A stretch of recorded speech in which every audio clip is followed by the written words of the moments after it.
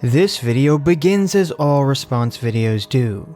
I wasn't going to make this video. I was working on a more comprehensive response to a lot of the anti-net neutrality points, and I was just going to include some of the inaccuracies from 1791L's video in that. But then I read the comments and saw people's reaction to his video, and I realized the real problem I had with it. It has less to do with being pro or anti-net neutrality. The majority of the video is 17 gathering statements from experts, people who are very well known, accomplished, and respected in the technical fields related to the internet. Now, there is nothing inherently wrong with seeking out authorities, especially in a topic so complicated. However, where the failing arises is when instead of having the expert explain to us, the viewer, what their position is and why, 17 skips the why. They simply show experts saying something is good or bad.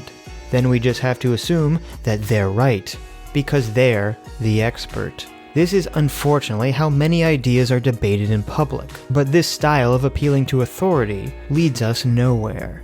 If I were to mirror 17's technique, I would simply find a bunch of experts that disagree with his experts and make that into a video. But if I didn't explain why they had those positions, who would be right? Nothing is actually solved. So instead, let's explore 17's video and see whether these appeals to authority make sense.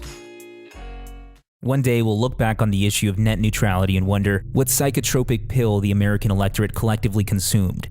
There are few issues that have sparked so much hysteria in so many as net neutrality. The flowery infographics, nobly stated celebrity pleas, and a superficial, common-sense characterization of the issue are understandably seductive to the average news consumer. But a consequence of this simplistic approach causes net neutrality activists to take leave of their senses entirely and morph into mindless exponents of an ideology that might make superficial or even intuitive sense, and that has a lot of political currency, but that doesn't withstand critical analysis. I think it would be more effective, no matter what side you're on here, to sharpen the focus of what you talk to the House about, or talk to the Hill about. They seem to be very confused because they hear different things from different people on the same side of the argument. The claims that somehow the freedom to talk is going to be damaged by some carriers' actions. On the other hand, something that deals with, say, Google's right to service you, gets very confusing. Again, the bumper sticker problem. Too many bumper stickers, too much noise, and not enough facts in digestible form are being put up there. There should obviously be a debate about net neutrality, but the public's perception of the issue is horrifically unhinged, causing the political climate to become far too toxic for the necessary level-headed discussion on net neutrality that was once had. So we can see what 17's intro is preparing us for. That net neutrality advocates don't understand the facts and are exaggerating, which some of them are, and are not thinking calm and rationally, and are reliant on bumper sticker slogans. So we can assume that 17's video will be the opposite of that, right? Especially remember that last one. Too many bumper stickers, too much noise, and not enough facts. These policy debates should occur within the halls of Congress, not the FCC. Many are angry that unelected bureaucrats were able to decide a course of action for the entire country. Almost immediately after railing against bumper sticker talking points and the need for calm, rational debate, 17's first point is an emotional bumper sticker argument. Many are angry that unelected bureaucrats... I've been hearing this claim of unelected bureaucrats a lot. And not only is it an incredibly unfair characterization, it's a bumper sticker claim. The FCC is no more unelected bureaucrats than the Supreme Court. You vote for the president, who nominates the FCC members. You vote for Congress, who approves the FCC members. And on top of that, Congress has the power to override and do away with an FCC ruling. Not to mention that Congress could simply pass a law at any time about net neutrality or the internet, and that would override the FCC. However, year after year, Congress chooses not to, thus ceding power to the FCC. So the implication that the FCC is unelected bureaucrats and that this is some sort of undemocratic process is entirely false. It's a bumper sticker, meant to elicit emotion, not calm, rational thought. Not to mention all the anti-net neutrality advocates, including 17, who are praising the FTC, who are put in place the very same way the FCC is. The EFF, a net neutrality proponent, agrees, explaining, without any authority or guidance from Congress, the FCC announced a policy statement. What if the next policy statement turns out to be a disaster for net neutrality? Net neutrality activists, if anything, should be pleased that FCC Chairman Ajit Pai is transferring this authority from an unelected bureaucracy back to their elected representatives. There was no transfer of power. As I said, Congress could overrule the FCC at any time, regardless of net neutrality being repealed or not. According to Google, net neutrality is the principle that internet service providers should enable access to all content and applications, regardless of the source, and without favoring or blocking particular products or websites. It's important to note that the lawyer who coined the term net neutrality clarified in his proposal that a total ban on network discrimination, of course, would be counterproductive, and claims that no one really believes in systems that ban discrimination completely. Unfortunately, if one were to scroll down a Twitter feed or watch a net neutrality campaign ad, this is often what's endlessly parroted. Throughout 17's video, you'll see him continually come back to this point, that everyone agrees there is good or reasonable discrimination. This would be okay if 17 was only bringing this up in order to educate the viewer. However, that is not what he's doing. Besides continually using this point as a straw man and to attack net neutrality advocates as uninformed, 17 sets up this faulty formula. 1. Not all discrimination is bad. 2. Therefore, if an ISP was discriminating network traffic for reasons that are not expressly malicious, it's okay. 3. Everyone is exaggerating the claims of ISP shenanigans. They were mostly not malicious. 4. Thus net neutrality or FCC oversight is unnecessary. Vocal critics of net neutrality understand that there are gray areas in which government intervention may be necessary to police malicious ISP blocking, but that these discussions should and can be had on a case-by-case basis, not in a politically toxic climate where the marketing of a policy can supersede the facts. This is a false implication. The Net Neutrality Order did have the FCC looking at things on a case-by-case basis.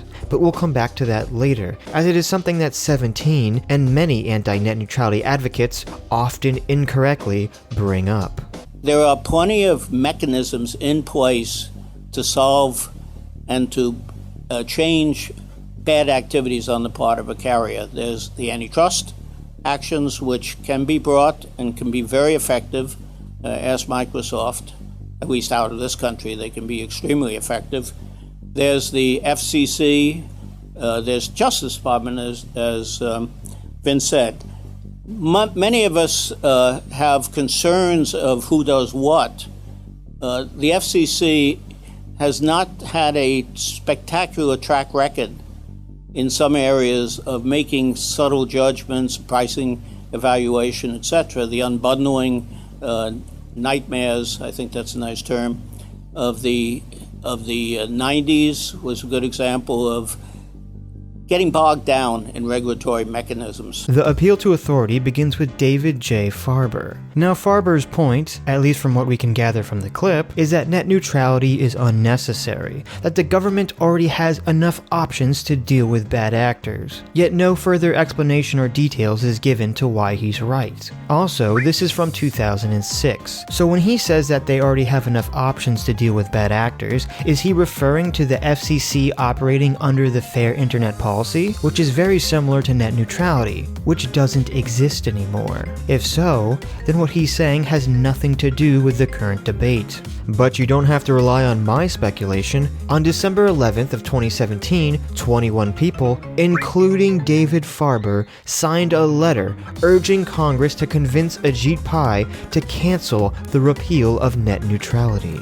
We are the pioneers and technologists who created and now operate the internet, and some of the innovators and business people who, like many others, depend on it for our livelihood. We are writing to respectfully urge you to call on FCC Chairman Ajit Pai to cancel the December 14th vote on the FCC's proposed Restoring Internet Freedom Order. This proposed order would repeal key network neutrality protections that prevent internet access providers from blocking content, websites, and applications, slowing or speeding up services or classes of service, and charging online services for access or fast lanes to internet access providers' customers. The proposed order would also repeal oversight over other unreasonable discrimination and unreasonable practices, and over interconnection with last-mile internet access providers.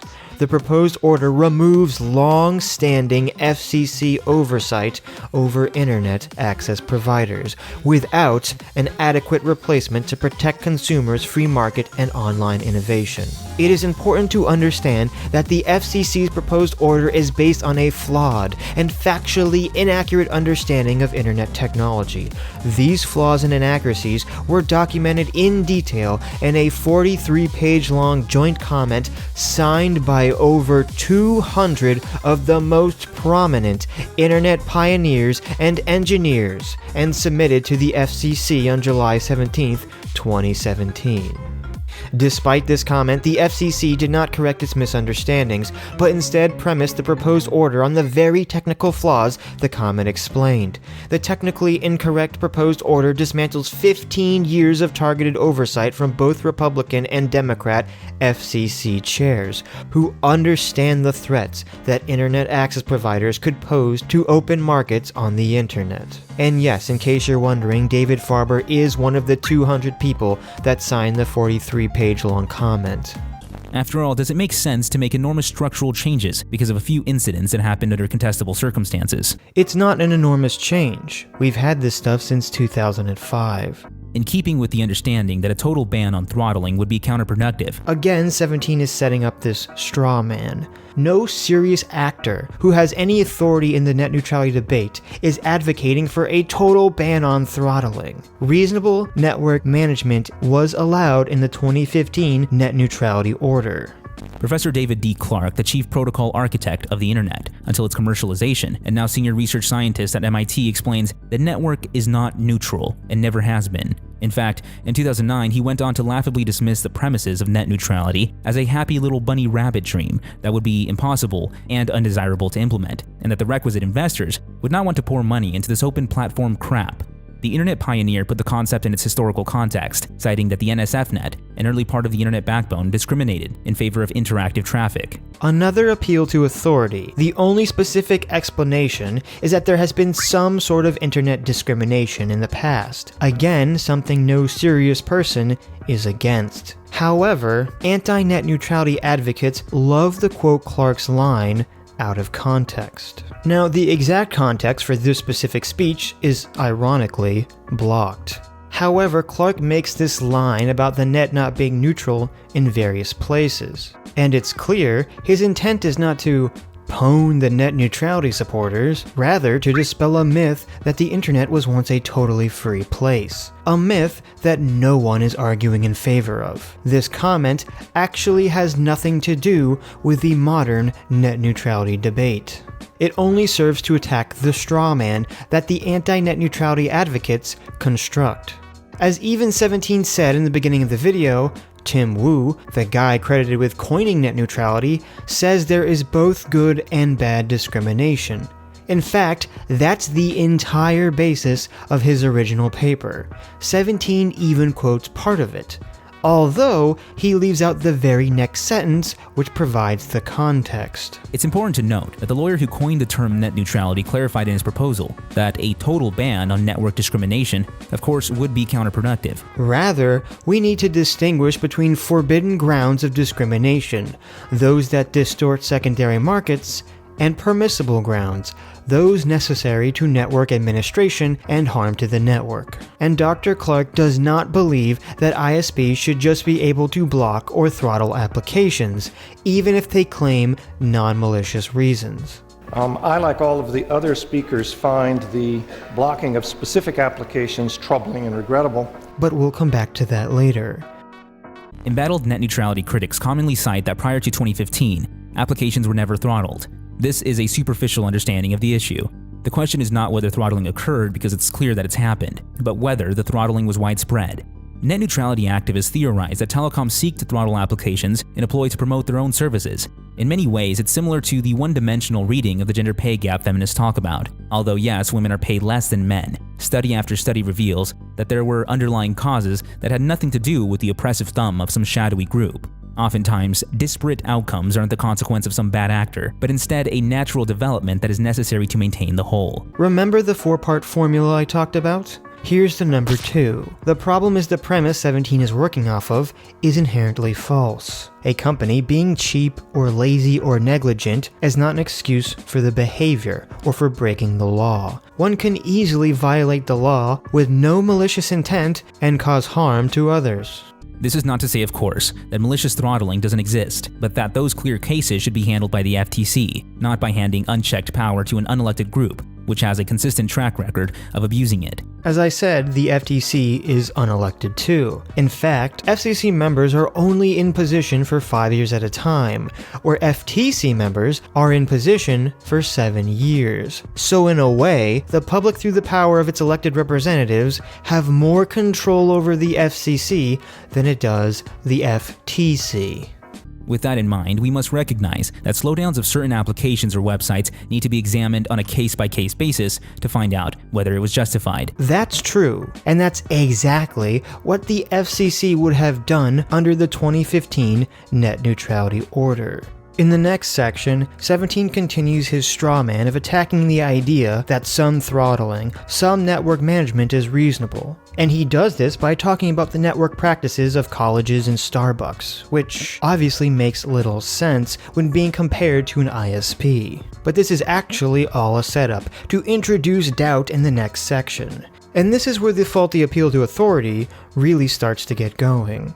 The net neutrality theory that degrading certain services simply must come from a place of corruption and self-service is hopelessly misinformed at best and conspiratorial at worst. When viewed through a critical lens, cases that may have seemed like a slam dunk for net neutrality hashtaggers fail to justify their fears of widespread degradation. For example, Tim Wu, the lawyer who coined the term net neutrality, cites a case in which the phone app Vonage was blocked by a phone company in North Carolina. He uses this example to bolster a case for net neutrality. However, the Vonage co-founder, who's presumably much more familiar with the obstacles facing his industry, in fact strongly disagrees with Wu and his proposed net neutral solution to such an extent that he considers it a doomsday scenario for the internet. Vonage's co-founder believes that such disputes between content providers and telecoms should be treated like every other civil dispute, resolved on a case-by-case basis between both parties, which is under the Federal Trade Commission's purview. This is much more likely to lead to an outcome that benefits everyone, rather than a bureaucrat-centric, preemptive regulatory behemoth that Pulver believes would have killed his own startup and future ones. 17 brings up the Vonage co-founder, but the article is not about the incident where his program was improperly blocked in 2005, rather about net neutrality in 2014. And on top of that, neither the article 17 uses here or the one he links in the description has Pulver talking about favoring the FTC or something about a case-by-case basis. So when 17 says, Vonage's co-founder believes that such disputes between content providers and telecoms should be treated like every other civil dispute, resolved on a case-by-case basis between both parties, which is under the Federal Trade Commission's purview. This is much more likely to lead to an outcome that benefits everyone. I don't know where he's getting this information from. It's unclear whether this is Pulver's position or an inference 17 is creating.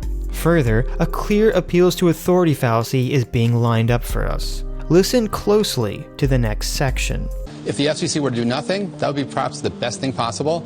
I believe that if the FCC were to listen to what Netflix is pushing for, which is to use Title II regulation, which means to turn your phone companies and cable providers into public utilities, that would be a disaster. Disaster for the telecom markets, disaster for innovation in America. In this particular case, trying to solve this Netflix issue as a one-off will have a dramatic negative effect of bringing the entire United States internet under the regulation by 3 people who are not even elected. 17 and Pulver do not say or explain anything specific, so we get absolutely no explanation, just the bumper stickers. It means to turn your phone companies and cable providers into public utilities will have a dramatic negative effect of bringing the entire United States internet under the regulation by 3 people who are not even elected. I've already talked about the unelected line, but the public utility line comes up very often as well. Yet there's never any explanation of what they think that means. Just this vague and general fear of government overreach. And as I talked about in my first video, the majority of Title II did not even apply to net neutrality. And the majority of net neutrality rules have already been in place since 2005. Let's go back to the article 17 cited. Maybe Pulver gives us something more specific or tangible about why he's against net neutrality. Tech companies won't want to put up with FCC regulations, and they'll move overseas or start charging for apps that were once free, like Skype and FaceTime, Pulver says. Title II is going to hurt consumers, he said, and for what? To protect against something that hasn't happened yet? Now this statement makes absolutely no sense. There was nothing in the 2015 Net Neutrality Order that would suddenly make content providers start charging for their free apps. And Pulver provides no explanation. And we also lived under the Title II net neutrality for 2 years, and that didn't happen. 10 years ago, Pulver was fighting a similar fight with the FCC, who considered reclassifying voice over IP as a telecommunication service. That time, he won. The FCC adopted the Pulver Order, which declares that the FCC will not regulate VoIP companies. He admits there's also some ego involved in this present-day battle. "I'm trying to preserve my legacy," he said. "It's been an amazing 10 years. If you destroy my legacy, there will be darkness." So at least from the article and the clip that 17 gave us, I see nothing that would confirm Pulver's vague fears, other than the preservation of his own legacy. Comedian John Oliver is well renowned for his contributions towards destroying the necessary debate on this issue by presenting laughably one-sided descriptions of net neutrality. Unfortunately, for millions of viewers, he presented fatally incorrect data when making his case. Laughably one-sided and fatally incorrect data.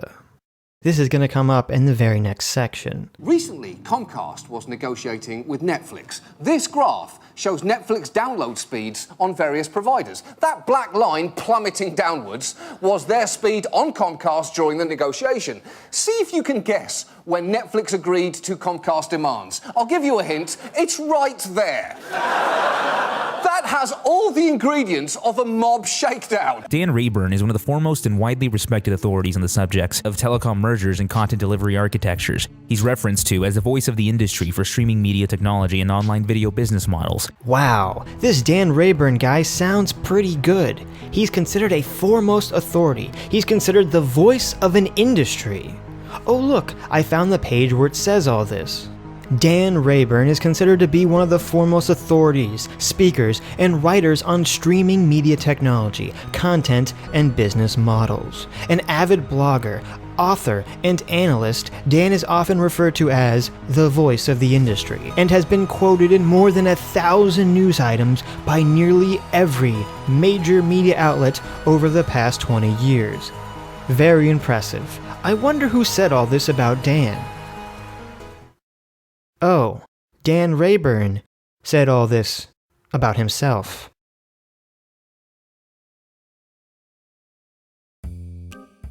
Well, voice of an industry is in quotes, and I'm going to assume it's not meant to be ironic, so maybe someone important said it. Let's see what happens if we Google Dan Rayburn, voice of an industry. Let's see, he put it on his LinkedIn page, his analyst gig page, he copy-pasted it on whatever this is, he put it on his Twitter, he put it on the site that he's vice president of, he put it on his book. So yes, Dan Rayburn is an expert, according to Dan Rayburn. But maybe I'm just being unfair. Everyone has to promote themselves. Maybe he has some excellent points to make. He condemned both Netflix and ISPs, pointing out that they're both guilty, as they have released very limited data to the public that can't really be reviewed without a lot of supporting documentation. Any company can slice off a portion of their overall data and make it look positive for their agenda, which is what's been done. This is further confirmed by Larry Downs. Okay, I do agree. If they don't release the data, then they can show you things in a very one-sided way. That's kind of my whole point here, about why this blind appeal to authority is a flawed approach. So I find it ironic that 17 is presenting all this information in a one-sided way, and doesn't show the data that would back up Rayburn's claim. But 17 said Larry Dow's confirmed this, so maybe that's where we'll get the information we're missing. This is further confirmed by Larry Downs, an internet industry analyst routinely invited to testify before Congress on technology policy. He explained Netflix repeated the false claim against the ISPs as recently as a July filing with the FCC, which argued that the only way that the FCC could protect customers from continued interconnection congestion was to transform the internet into a public utility. When asked if Netflix wished to revise its claims that it was ISPs rather than its own contractor who was intentionally creating the clog-up, the company did not respond. Whether by design or accident, most mainstream reporters and consumers commenting in the FCC docket erroneously point to what has now been revealed as Cogent's intentional degradation of Netflix and other wholesale traffic as proof that ISPs have both the power and intention to force content providers to pay for prioritization, or what is sometimes inaccurately characterized as internet fast lanes. Wow, sounds pretty damning. Larry Dow's confirmed that Cogent, the service Netflix was paying at the time to deliver its internet traffic, was intentionally degrading Netflix. And it's been revealed. 17 doesn't give us any information, or how it's been revealed, proof. But Dow's wrote an article, so I'm sure that will tell us more information. Let's see, here it is, how Netflix poisoned the net neutrality debate. Now, unrefuted evidence has emerged that the unraveling FCC proceeding, almost certain to land the agency back in court for a third time, initially spun out of control based on wildly misread data on early 2014 network performance issues, an error that at least one leading industry analyst suspects may not have been accidental. Unrefuted evidence. Let's see where this is. Oh, here it is. But Netflix had fatally misread the data. Earlier this month, Frost & Sullivan's Dan Rayburn, a leading media industry analyst, reported damning evidence that Hastings' claim of ISP throttling were untrue all along. Oh, so this article isn't confirming Dan Rayburn's. This is further confirmed by Larry Downs. It's just repeating it. Okay, so despite the citation circle, if Dan Rayburn's claim about Cogent being the cause is true, it doesn't matter, right? I mean, according to this article, they admitted it. There was intentional throttling going on, Rayburn reports, but it was not being done as Netflix claimed, by Comcast or other large ISPs intentionally or otherwise. The congestion, rather, resulted from a calculated choice made by Cogent, Netflix's own internet transit provider. Cogent, it turns out, had implemented a practice of prioritizing the traffic of its retail customers over that of its wholesale customers, including Netflix, during times of heavy network usage that strained Cogent's capacity to deliver the traffic being pulled by end users. Faced with irrefutable evidence reported by Rayburn and others, with no explanation or citation of who the others are, Cogent quickly admitted to intentionally slowing the traffic of all its wholesale customers, a practice that may still be in place. So there you go, Cogent admitted it. So let's see this admission. Okay, so apparently this admission is in a Google's group chat or something, and it says, due to the severe level of congestion, the lack of movement in negotiating possible remedies, and the extreme level of impact to small enterprise customers, retail customers, Cogent implemented a QoS structure that impacts interconnections during the time they are congested in February and March of 2014. Well, there you have it, I guess. I guess Cogent admitted that they made a mistake. But wait a minute, they said in February and March of 2014. And if we look at the picture that 17 put up on the screen, the slowdown began way before that. In fact, we can see slight improvements in February and March of 2014 for other ISPs. The Comcast one sped up so drastically because Netflix had finally agreed to pay Comcast their Fastlane toll fee in February. So how the hell does this prove that Cogent was responsible for Netflix being slower? It doesn't. It doesn't have anything to do with it. All it does is confirm Cogent's position. In fact, if we read this statement from the CEO of Cogent, that was in a Netflix filing to the FCC, it says, For most of Cogent's history with Comcast, as Comcast subscribers demanded more content from Cogent's customers, Comcast would add capacity to the interconnection ports with Cogent to handle that increased traffic. After Cogent began carrying Netflix traffic, however, Comcast refused to continue to augment capacity at our interconnection points as it had done for years prior. So now if we look back at Cogent's statement, all it does is seem to confirm their position, that Comcast was not working with them, so they tried to come up with an alternative technical solution. Yet another danger of blindly appealing to authority. We now know not only that Netflix traffic management issues had nothing to do with paid prioritization, but that they were also the fault, not of any ISP, but of its own business partner. 17 repeats the claim and throws up this screenshot. Now if you read it, you see Dan Rayburn's proof is that Cogent was supposedly cheap, and that's why it didn't work very well. Of course, this ignores that Netflix told the FCC that it was actually paying 6 different transit companies, not just Cogent. And that still didn't help the network congestion. Or the fact that the supposedly cheap Cogent CEO said they offered to pay Comcast the cost to upgrade their ports to alleviate the congestion. And Comcast refused. Yes, Comcast refused to receive a free upgrade from Cogent. CEO David Schaefer offered to resolve the impasse between Cogent and major telephone and cable companies, Verizon, Comcast, AT&T, and Time Warner Cable, over upgrading the connections necessary to exchange internet traffic, including streaming video traffic like Netflix, by paying the capital cost required for these companies to upgrade the connections, as well as Cogent's own cost, to ensure adequate capacity to deliver quality service to the customers of Cogent and these ISPs that have refused to upgrade traffic exchange capacity. Schaefer said that for over a year, customers of these ISPs have been suffering from the bottleneck imposed by these carriers. So I'm not very clear on what Mr. Rayburn's evidence is. Adjunct Professor Fred Campbell, the former chief of the Wireless Telecommunications Bureau at the FCC, explains that if anything, Netflix was victimizing consumers for its own nefarious purposes, not ISPs. Knowing the only way they could pressure the FCC to implement regulations that would lower their cost of doing business after the agency saw through their 2010 industry complaint, they decided to create consumer disruption by taking its own subscribers hostage to reduced service quality and blaming the results on ISPs. Netflix wants to stop paying for transit, and it wants the FCC to make it happen.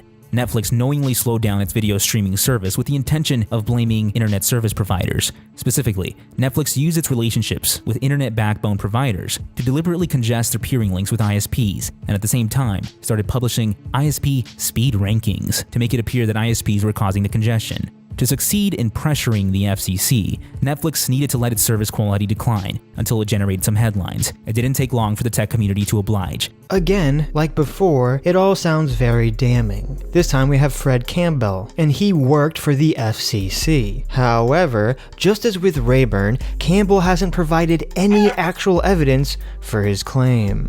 Merely recounted Netflix interconnection history that Netflix told the FCC openly. Campbell then argues the same faulty prima facie case. I thought maybe he had some actual evidence, and 17 just doesn't show it in the video.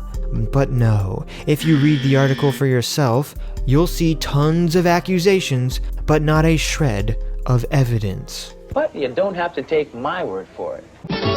There's a link to the article below, and you can read it for yourself. But there is one specific thing I want to address. Campbell, with no citation, claims that it's an industry norm for content providers to pay ISPs this fast lane fee. However, let's go back to Dr. David Clark. In the very paper that 17 cites multiple times in this video, there's a section where Clark says, interconnection agreements between network operators work pretty well, but they're haphazard and fluid, showing the difficulty of regulating them, Clark said. He said an Acami official told him privately that the company, which basically acts as an ISP, sometimes convinced ISPs to pay Acami for access to its content delivery network, the Fastlane. If that failed, Acami proposes revenue-neutral exchange of traffic. And if that fails, Acami sometimes will pay the ISP for connection rights. It's the only business where it's not clear which party is supposed to pay the other, Clark said. So that was 17's appeal to authority on the Comcast Netflix throttling issue. A guy pointing to something after the fact, a guy pointing to the same guy pointing to something after the fact, and a guy who is simply repeating Netflix's business history while providing zero evidence for his claim. I guess we're moving on now. Another case often cited is that of BitTorrent, though news outlets and frustrated consumers were eager to assign a malicious motive to the throttling of this bandwidth-intensive program. BitTorrent's chief technology officer in 2008 acknowledged that while we think there were other management techniques that could have been deployed, we understand why Comcast and other ISPs adopted the approach they did initially, recognizing that the web is richer and more bandwidth-intensive than it has been historically. We are pleased that Comcast understands these changing traffic patterns. This ultimately ended in a full-scale collaboration between the two companies that the co-founder and former president of BitTorrent described as a win. It's almost as if companies responded to consumer demand. So BitTorrent is playing nice with Comcast after they made a deal with them. Got it. However, 17 leaves out a very key part of this story. Comcast lied to everyone, including BitTorrent, at first claiming they were not responsible for the throttling. A leaked memo even shows how Comcast instructed its tech support to be incredibly dishonest in handling phone calls. If a customer asks, I read that Comcast is limiting customers' access to BitTorrent. Is this true? Respond, no, we do not block access to any applications including BitTorrent. A nice sort of half-truth there. Sure, they don't block you from using the application, they just make it not work. We also respect our customers' privacy and don't monitor specific customer activity on the internet or track individual online behavior such as which websites they visit. Therefore, we do not know whether an individual user is visiting BitTorrent or any other site. First of all, this doesn't even make sense. You don't visit BitTorrent. It's a program, not a site. And yes, they did know when you were using it. In order to do that, they had to generate information that was coming from inside the envelope. Okay, they had to read what was inside that envelope in order to fool me into thinking it came from my counterparty. I was lying! Now, I was rather lazy about this specific issue in my last video, and made quite a big error by saying that Comcast's motivation for throttling BitTorrent was primarily to stop people from pirating legal material. And while I do believe that was a factor, the primary issue does seem to be one of network traffic. However, as the FCC stated, Comcast was throttling everything P2P regardless of the size of the file, time of day, or current congestion, which leaves me to believe that either they did have motivations beyond the technical capacity, or they were simply being too cheap and lazy to properly monitor P2P traffic, so they just shut the whole thing down. 'Cause, whatever.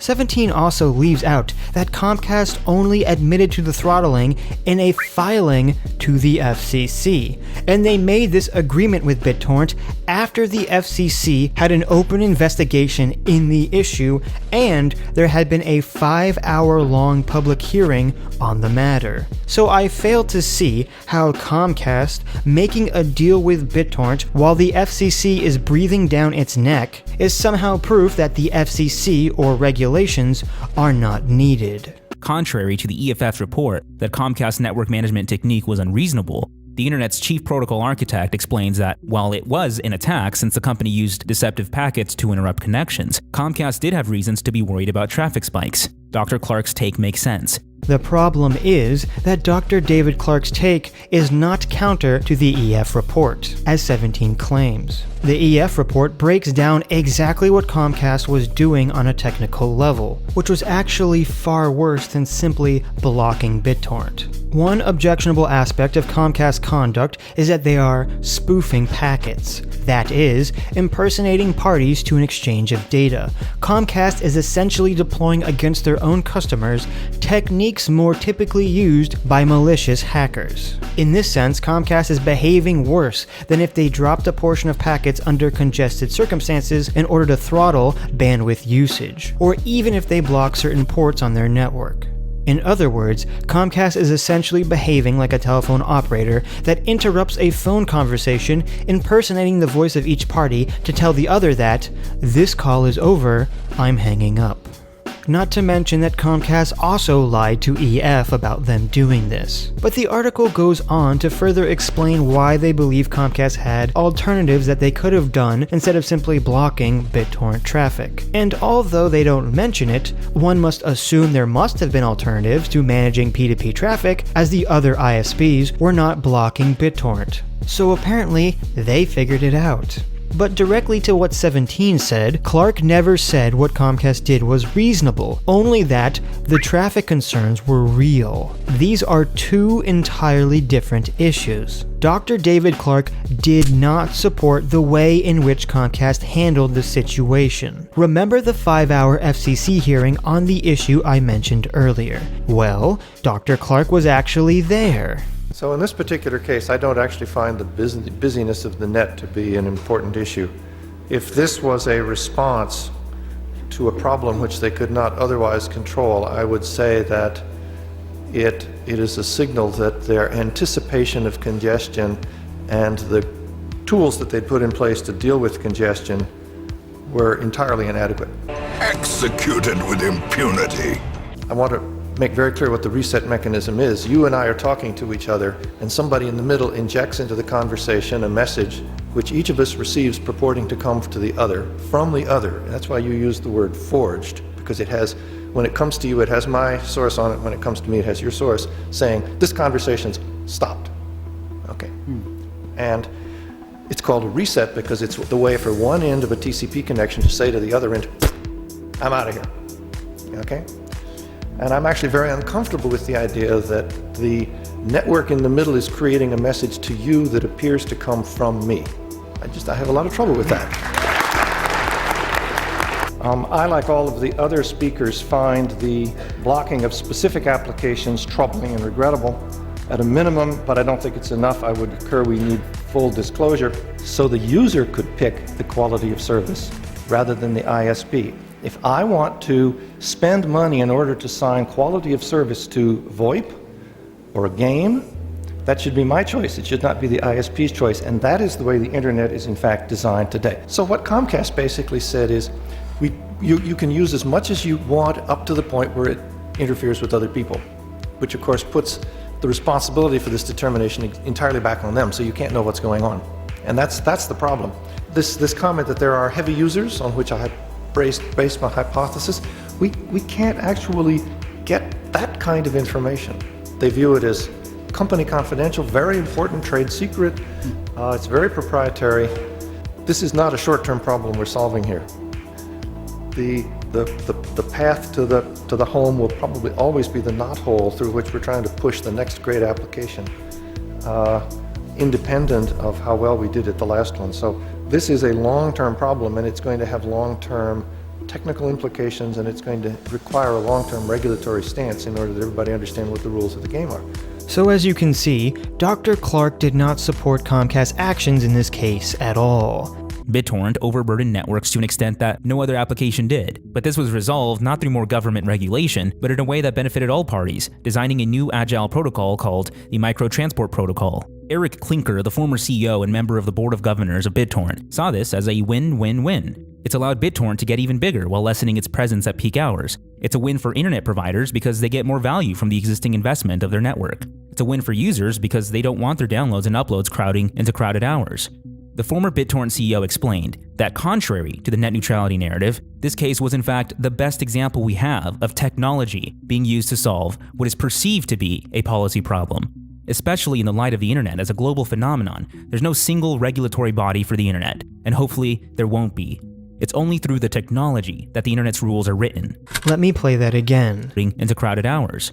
The former BitTorrent CEO explained that contrary to the net neutrality narrative, this case was in fact the best example we have of technology being used to solve what is perceived to be a policy problem. Now, I have a problem with this. In the middle of reading a quote from an article, 17 adds his own personal statement that I believe would be very easy to misinterpret as part of Eric Klinker's statement, something that I misinterpreted the first time I saw the video. It's a win for users because they don't want their downloads and uploads crowding into crowded hours.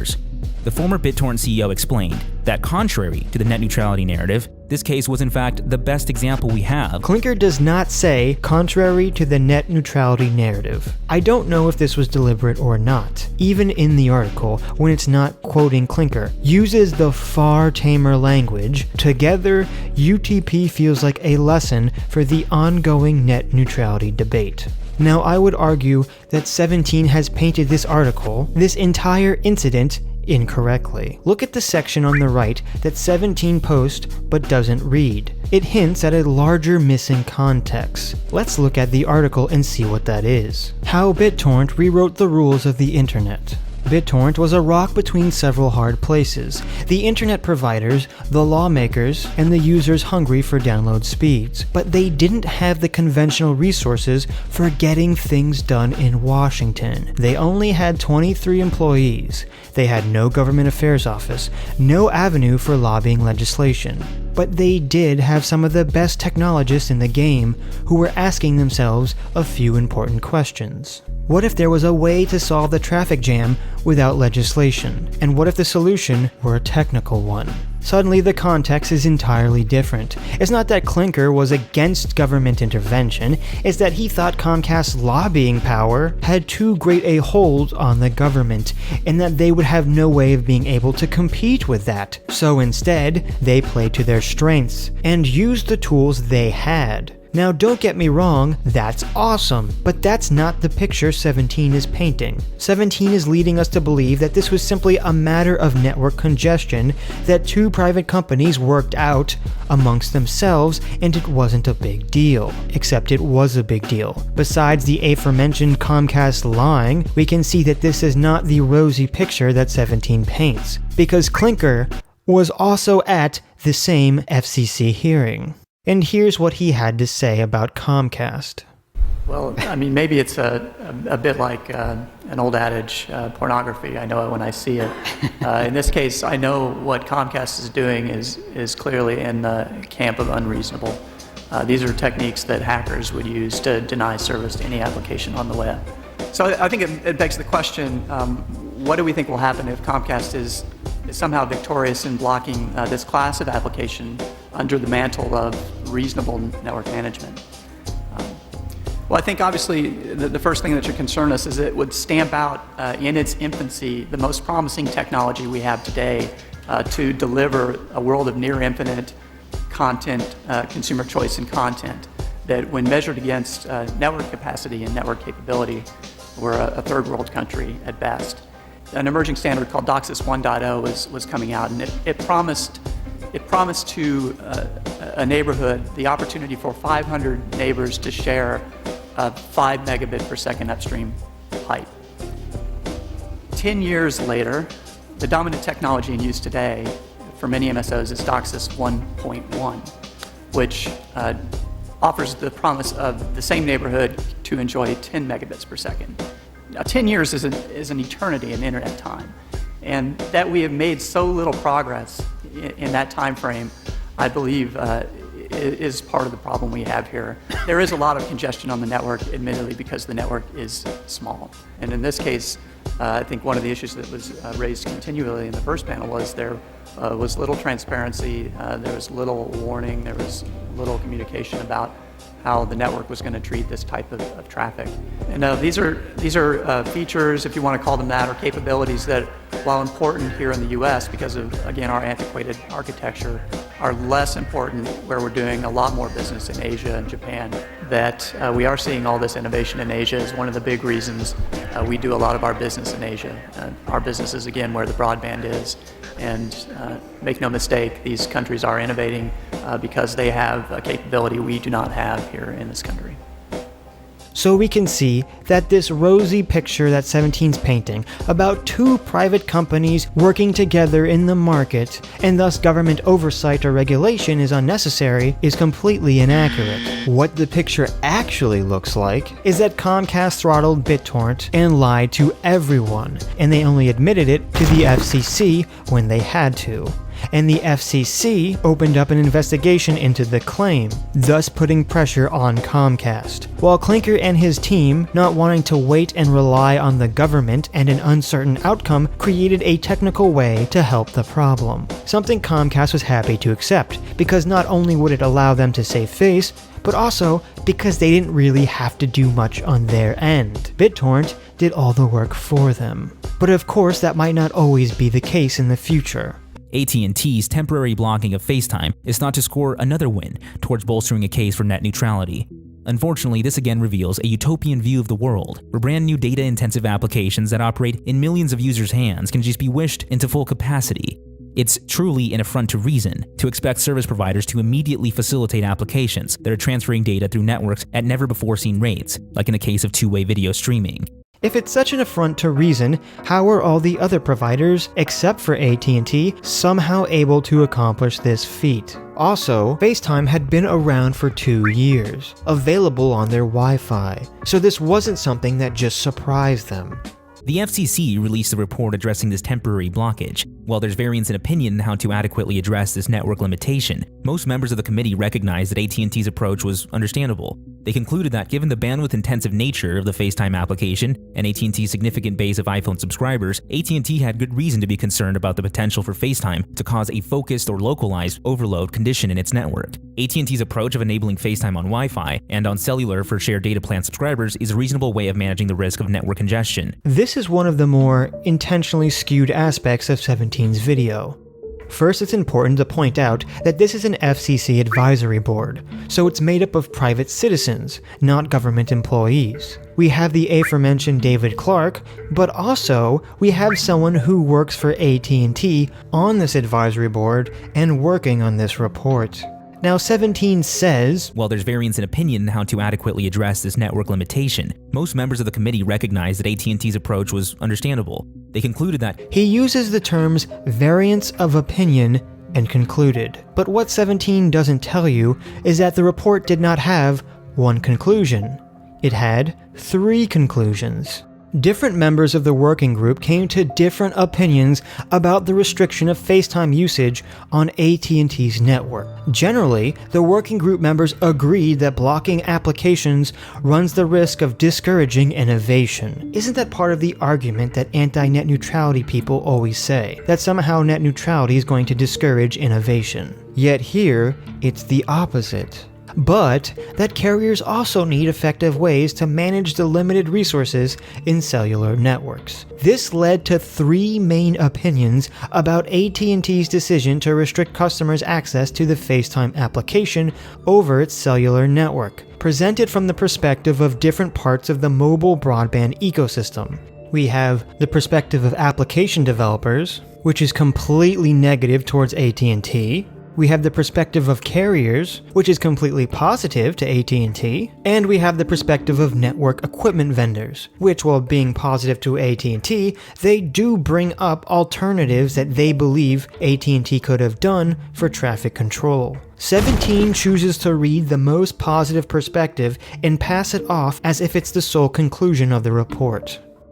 And like with Comcast, AT&T was being pressured by the threat of FCC involvement when they finally figured out a way to follow in the footsteps of Verizon and Sprint and solve the problem. This goes completely counter to many of the anti-net neutrality claims, that net neutrality stifles innovation. If AT&T could block the app without fear, they would have far less motivation to innovate and improve the technology. Though net neutrality advocates hope to lump in a wide range of cases to bolster their point, each of its details and circumstances are important and should be examined, assessed on an individual basis, as the FTC will now do. And as the FCC was doing under net neutrality. Failing to do so inflates a perceived danger and leads to the implementation of security theater. This would align with the reality that there are only a handful of dubious cases that demonstrate that degradation occurred for malicious purposes, not the tsunami of blocking and censorship activists wrongly summon in arguments. Handful?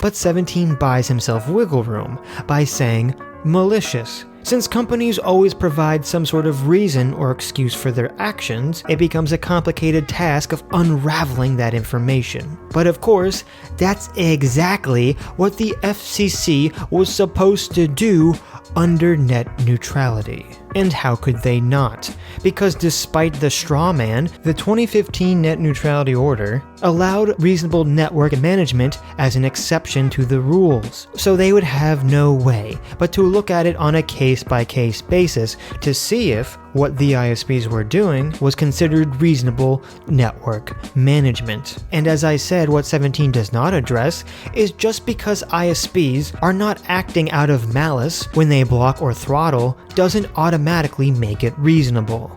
Anyways, this is all getting pretty long, so see you soon in part 2.